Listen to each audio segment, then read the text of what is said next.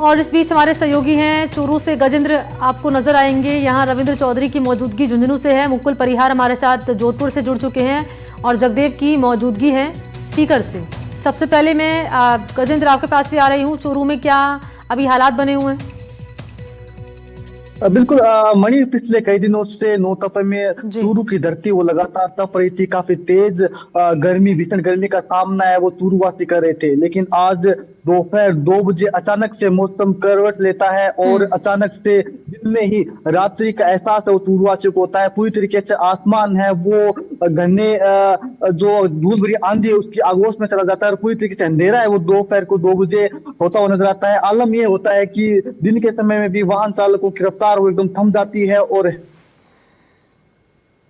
वाहन है वो रेंग रेंग कर चलते हुए दिखाई देते हैं। इसके अलावा जो आंधी की रफ्तार थी वो 56 किमी प्रति घंटे की रफ्तार से आंधी है वो आई, जिसके बाद गांव कई सारे जिले के से गांव जहां पर विद्युत आपूर्ति प्रभावित हुई। इसके अलावा जिले की बात करें तो सरदार शहर, रतनगढ़, भानीपुरा, ये वो तमाम इलाके रहे जहाँ पर पूरी तरीके से आंधी का असर है वो दिखाई दिया। वेस्टर्न डिस्टर्बेंस का असर है साफ तौर पर चूरू में दिखाई दिया, जैसा कि पूर्व में भी अनुमान था। और ये जो आंधी है वो हनुमानगढ़ और गंगानगर की तरफ से आई, जिसके बाद में अचानक से पूरा मौसम बदल जाता है और इसके बाद धूल भरी आंधी के बाद मौसम फिर करवट लेता है और तेज बारिश है वो क्षेत्र में होती है। ऐसे में कहीं ना कहीं हाल फिलहाल में मौसम वो चूरू का सुहावना हो चुका है। पिछले लंबे समय से प्रचंड गर्मी का सामना वो चूरूवासी कर रहे थे। इस समय राहत है वो चूरूवासियों को गर्मी से कहीं ना कहीं मिल रही है। लेकिन अचानक से आज मौसम जिस प्रकार से बदला, जिस प्रकार से दिन के समय में भी अंधेरा हो गया, उसके बाद एक बार की बाजारों के अंदर अफरा तफरी का माहौल है वो हो गए। लोग है वो घबराए उसे नजर आए और लोग बचते हुए दुकानों में चले गए। इसके अलावा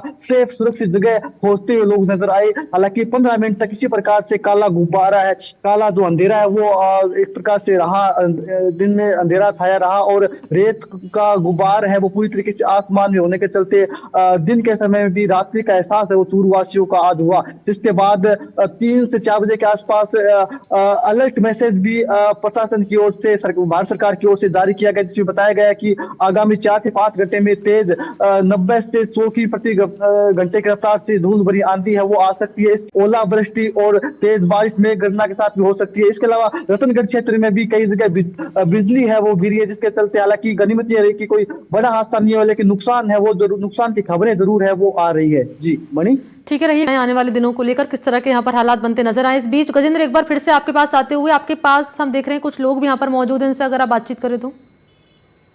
बिल्कुल मणि, चूरू की धरती बीते कई दिनों से सुलग रही थी, लेकिन आज कहीं ना ठंडी हवाएं हैं वो चल रही है। सर, सुकून मिलेगा आज रात्रि को बारिश के बाद? हाँ, आज सुकून मिलेगा। आज करीबन शाम को 4 बजे हमारे यहाँ सराज के आसपास जो उत्तर से आंधी आई थी, हम पुराने समय में कहते थे जो काली पीली आंधी जो भयंकर के बहुत ही, यहाँ एकदम गहरा अंधेरा हो गया था, कुछ दिखाई भी नहीं दे रहा था। लेकिन आंधी आने के कुछ देर बाद, घंटा भर के बाद में कुछ उजाला भी हुआ और कुछ बारिश भी। बारिश हमें काफी राहत मिली है गर्मी से, बच्चे बूढ़े सभी को फायदा भी हुआ है। पानी की भी किल्लत है वो भी दूर होगी और हमें गर्मी से काफी राहत मिली है, स्वास्थ्य के लिए भी ठीक रहे। सर, गर्मी से राहत मिली है? बिल्कुल बिल्कुल, नौतपा जैसे तपा रहा था, आज बिल्कुल आनंद महसूस हो रहा है और मौसम अच्छा हो गया, ठंडी हवाएं चल रही है अब। लेकिन एक बार दिन के अंदर की भयंकर 2 बजे, रात के 2 बज रहे हैं, ऐसा लग गया था, अंधेर घुपा हो गई थी। तो देखिए, ऐसा बहुत कम होता है जब इस प्रकार से दिन के समय में रात्रि का एहसास होता है, लेकिन चूरूवासियों को आज ऐसा हुआ और जबरदस्त तरीके से आंधी है वो चूरूवासियों ने देखी और पूरी तरीके से आसमान को धूल भरी आंधी ने अपनी आगोश में ले लिया और दिन के समय में भी रात्रि का एहसास है वो होता हुआ दिखाई दिया। जी मणि, ठीक है, शुक्रिया आप चारों का तमाम डिटेल्स देने के लिए, धन्यवाद आप सभी का। और